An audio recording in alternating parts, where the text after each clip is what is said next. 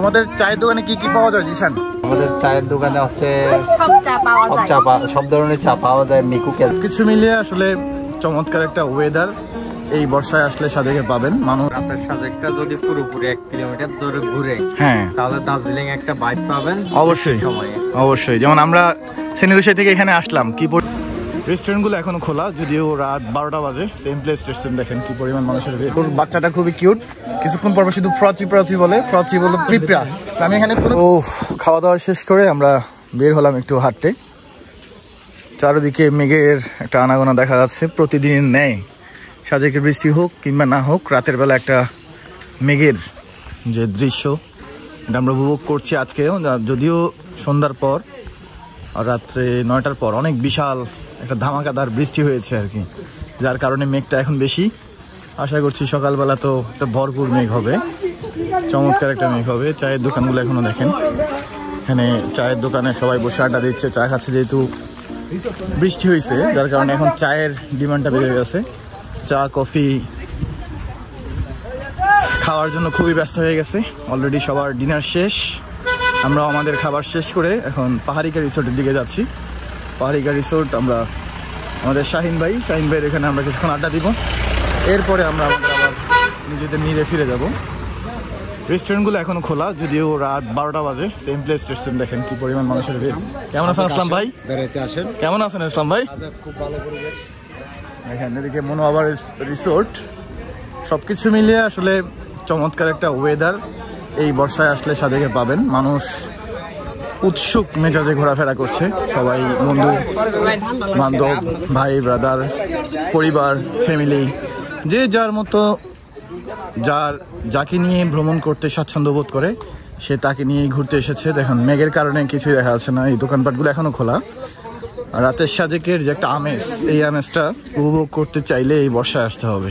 শীতকালে কিন্তু আবার এই আমেজটা থাকবে না, শীতকালের আমেজ আবার ভিন্ন, বর্ষার আমেজ ভিন্ন। এক এক সময় এক এক ওয়েদার উপভোগ করতে গেলে এই বর্ষায় আসবেন, কারণ বর্ষার মধ্যে বিভিন্ন রকমের যে ওয়েদারটা এটা আপনি উপভোগ করতে পারবেন। এটা জিশানের দোকান, এই দোকানে এসে আপনারা চা কফি খেতে পারেন। জিশান আছে নাকি? এটা হলো জিশানের দোকান। ওর মেয়ে সবসময় চিলের মতো থাকে, ওরা হলো ভাইরাল। মানে ওরা হাজব্যান্ড ওয়াইফ মিলে ইউটিউব, ফেসবুক, টিকটক ভিডিও করে। যারা আপনারা চিনে থাকবেন, মেঘালয় রিসোর্টের সামনেই ওদের দোকান। তোমাদের চায়ের দোকানে কি কি পাওয়া যায় জিশান? আমাদের চায়ের দোকানে হচ্ছে সব ধরনের চা পাওয়া যায়। মিকু, ক্যালসিয়াম, তারপরে হচ্ছে তেঁতুল চা, তারপরে হচ্ছে রং চা, তারপরে দুধ চা, তারপরে মালাই চা। আর পাশাপাশি তো সবকিছুই আছে। আর ওর বাচ্চাটা খুবই কিউট, কিছুক্ষণ পর শুধু ফ্রচি বলে পিঁপড়া। আমি এখানে কোনো পিঁপড়া দেখছি না, ও ফ্রচি বলতেছে কেন? পিঁপড়া নাই তো। এই ফ্রচি, তুমি কেন ফ্রচি বলছো মাচু? যাই হোক, আপনারা আসবেন, আসলে রাতের সাজেকে এরকম প্রকৃতি উপভোগ করে পাশাপাশি এরকম ছোটখাটো দোকানে চা কফি কিংবা অন্যান্য জিনিসপত্র খেয়ে উপভোগ করতে পারেন।